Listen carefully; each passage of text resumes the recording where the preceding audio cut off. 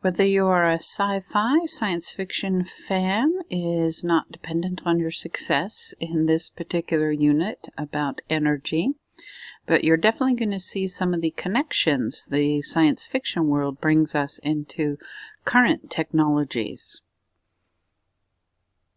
So your study guide entitled Energize, you might see some of these icons for things related to Star Trek. We'll even mention Star Wars a little bit as we go through this study guide.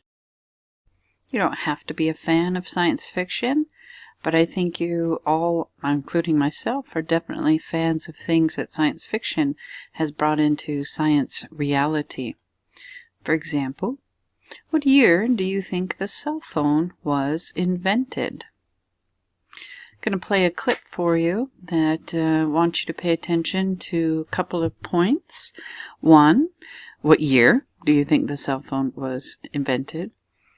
2, who was the inventor of the cell phone? 3, why was it called a cell phone, or is it called a cell phone? And then 4th, towards the end of this clip, the inventor of the cell phone is going to talk about what he thought would be the future, the next wave, next generation of features in cellular devices. And the video clip you're watching is, I think, from around 2005-ish, and you'll see if the inventor of the cell phone was correct in predicting where he thought the next avenue would go.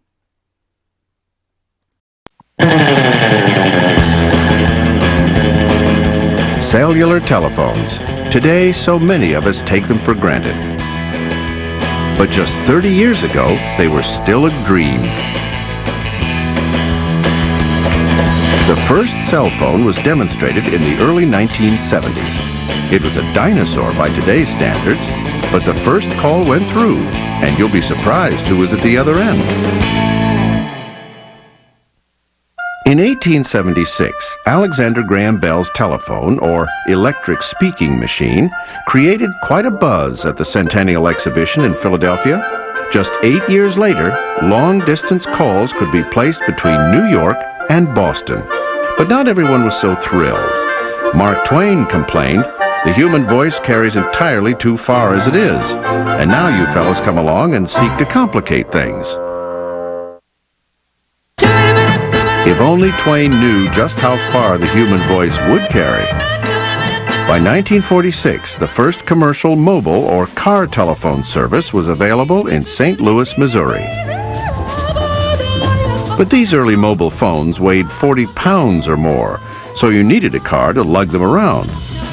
They also drained so much power from the car's battery that the popular joke was that you could make 2 phone calls and the second one would have to be to a tow truck for a jump start. Mobile car phones had other limitations as well. Before cellular phones, there was in fact a mobile telephone. And the way that a mobile telephone worked is, first of all, this is a radio that was push to talk. When you wanted to talk, you pushed a button, talked into a microphone, you called an operator. The operator answered you and would connect you with your party through the public switch network. There were only perhaps 20 channels available in a city. You could only get service for maybe a few hundred subscribers, and even then it was lousy service. The system's limited capacity often meant waiting lists of 10 years or more for new customers in larger cities. Meanwhile, researchers at Motorola and elsewhere had been working on a system that would provide portable wireless communication and increase customer capacity. To accommodate portable telephones at the outset. Cellular technology, as they called it, was a major breakthrough. Cellular utilized many transmitters covering smaller areas of a city, rather than one transmitter for an entire city. Each transmitter area was called a cell. So each cell, each frequency, we end up using dozens of times in a city, and we multiply the efficiency, the effectiveness of using the radio spectrum. In 1973, Motorola executive Marty Cooper demonstrated the first portable cell phone named Dynatac at a press conference at the New York Hilton. But Cooper decided to test the phone outside the hotel before entering the conference. It was one of the most important phone calls in the history of telecommunications. But who should he call? His mother? The president? Marty Cooper decided to have some fun with his first call. He called his rivals at Bell Labs. First call that I made was to Joel Engel at Bell Laboratories and told him, Joel, I'm now talking to you from a real portable cellular phone, not one that's bolted into a car. It is of interest that Joel doesn't remember that conversation, and I could understand why he might want to forget it.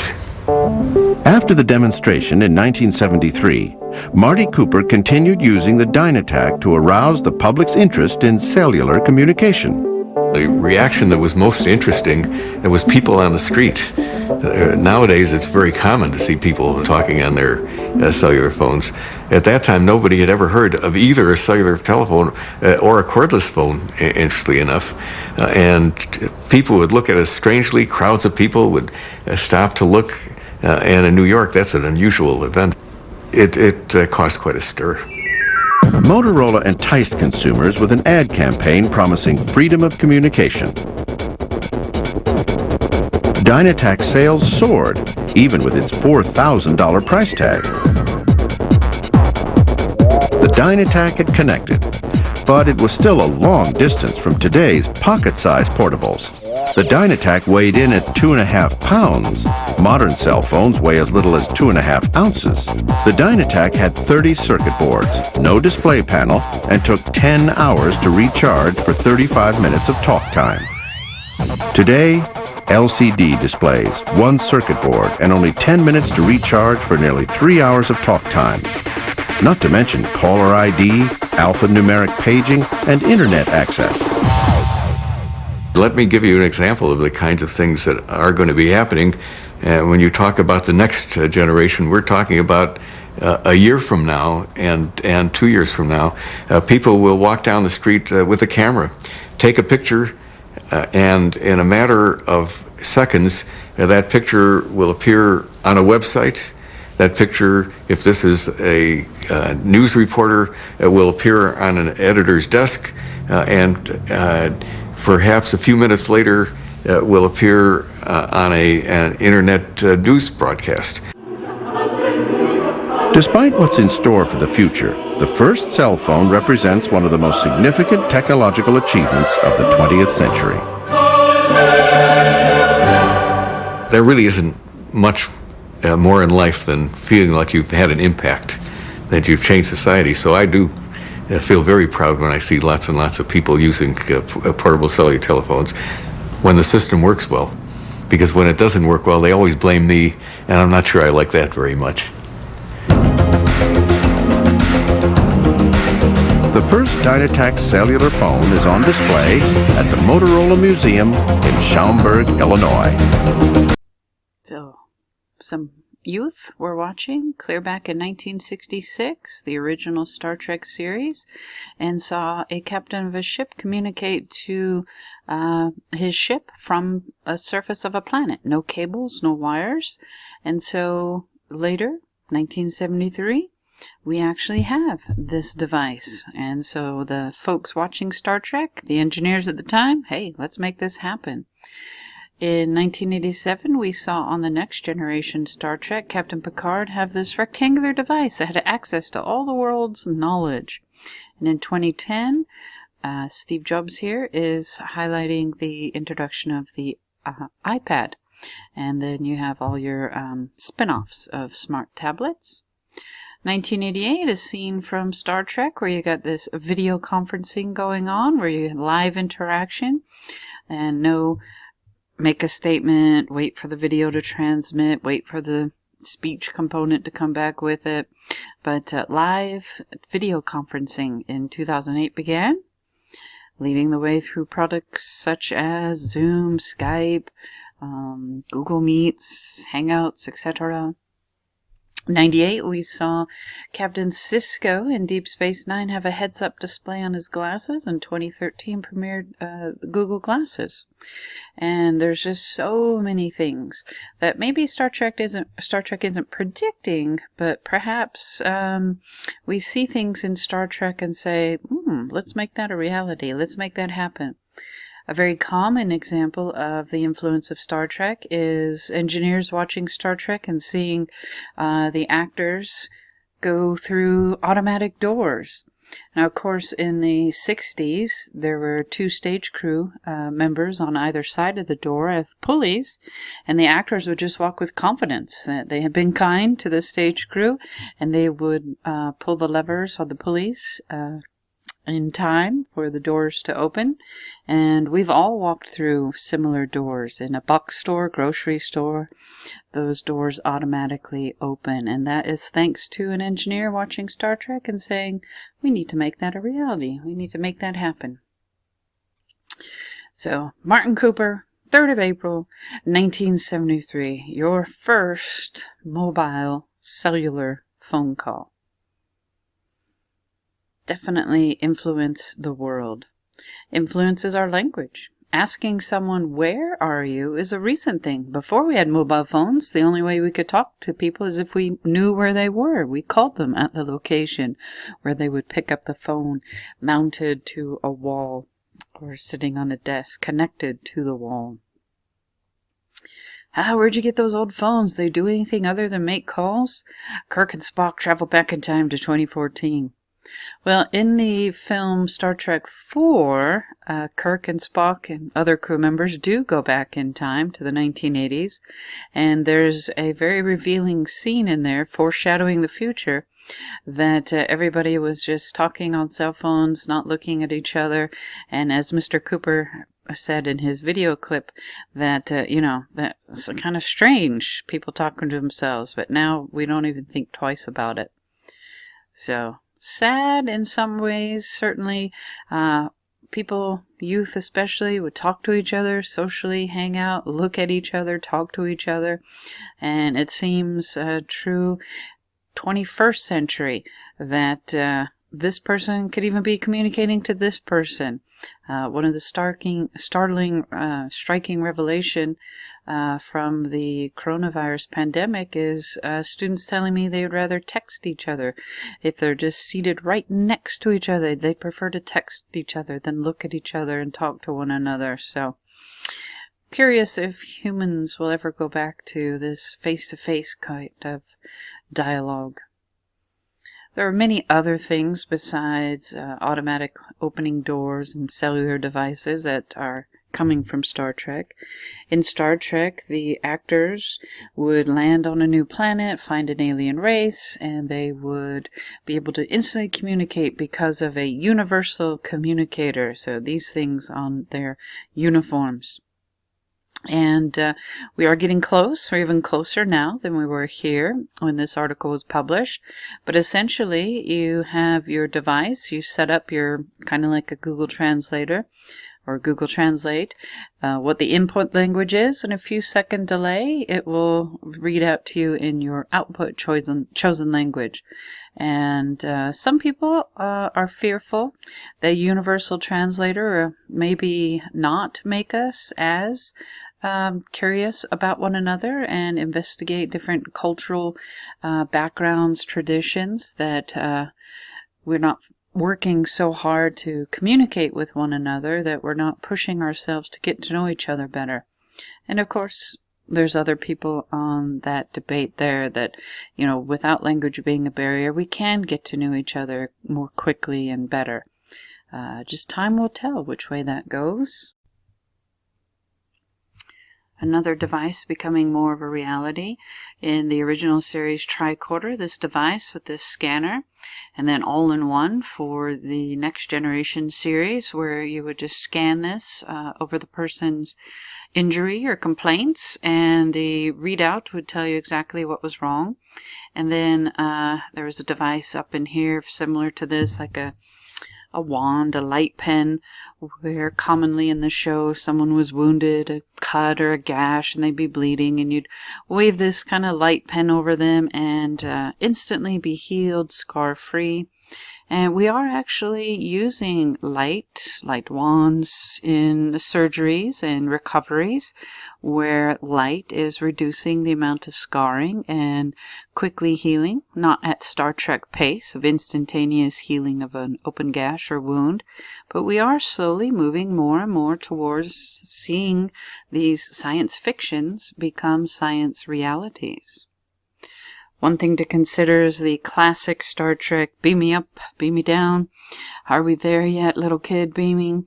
The transportation system, where you are broken down atom by atom, and you have a blueprint of the configuration of your atoms, and they are transported through subspace and reconfigured according to the map, and reassembled you are. So are you a clone of yourself? Are you the exact same you? Interesting questions. Another interesting question I like with transportation is, and teleportation, would you travel by this means? Step on a telepod and you will then hurtle through the universe, maybe just around the corner, end of the block. Would you be willing to try that out? How many test subjects would need to go before you determine it was safe for you to try?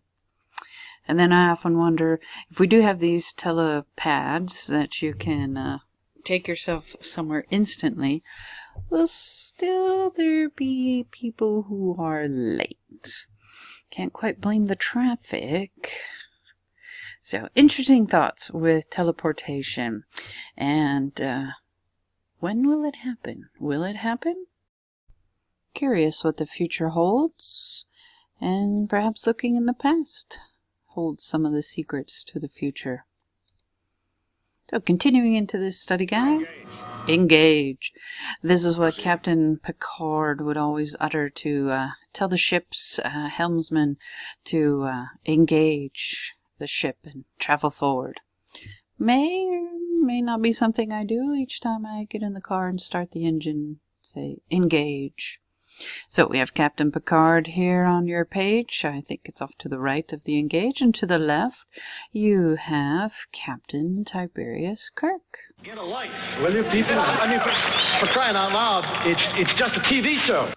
So William Shatner giving us good advice. Just a TV show. Absolutely true, but a very influential TV show for certain. So page 3, possibly in your study guide, but definitely says engage on the top here. The question being, what is energy? Now you might be thinking, oh, the next sci-fi movie coming out in the fandom that you like, you're hyped and excited about it, you're full of energy for it. Or on the other spectrum of, oh, I'm just so tired, so much to do, I do not have the energy to do anything else. Those are common examples of energy that we use outside of the class, but in the world of physics, just like mass, weight, density, volume have very specific definitions, so does energy. So energy is... In physics, energy is the ability to do work or to cause change. That is the hailing at the quarters of a person's residence on a ship. Let you know someone's at the door. In order to consider work being done, so since work is integral in the definition of energy, we definitely want to know what work is. In order for work to be done, two things must occur. It's like in physics A, simple harmonic motion. Two things have to occur. You have to have equilibrium and something oscillating about equilibrium to have simple harmonic motion. So, with energy being the ability to do work or cause a change, work has to have these two things. Access denied. That is the voice of the computer, and that plays played by Margel, who was the spouse of Gene Roddenberry. So the voice of the computer in most all series. A constant force was applied. A constant force was applied is one thing that has to happen to say work was done. And you also have to have... Make it so. Make it so. You have to have something move as a result of that force, or what we might say displacement. So our delta D, displacement, a change in position. So this change right here is why in energy we can think of something that causes change. Causes change. Work, two things. We have ourselves a constant force being applied, and then something changed position, was displaced as a result of that force. Make it so. That's what Picard would say, and things would happen. Make it so. And that's because before commanding the Enterprise, Captain Picard managed a small appliance repair shop. Make it so. It'd be so nice if I could just say, make it so, and things happen. Make sure you review your study guides every night. Make it so, and it happens.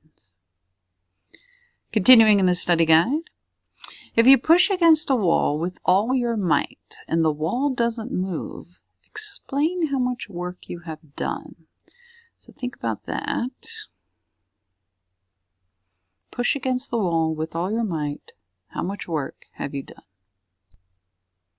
Well, for work to be done, we have to have a force applied. So Superman here is applying a constant force. He's pushing on the wall. The wall is pushing back on him. Newton's third law, interaction of forces. But the wall doesn't move. So since the wall did not move, we don't have a change in position. We don't have something moved as a result of the force.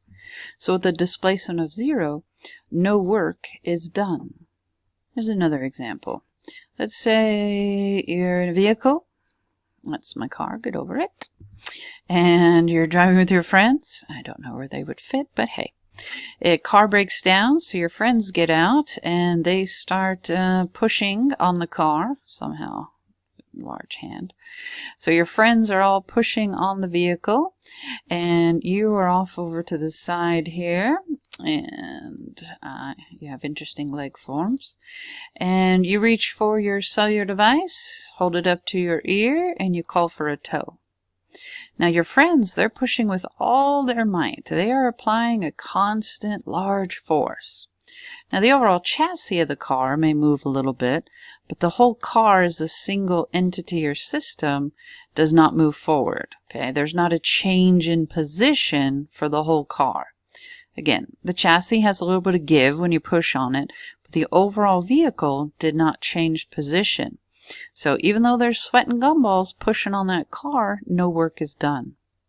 You, on the other hand, you applied a force to your mobile device. That constant force resulted in a change in position of that cellular device.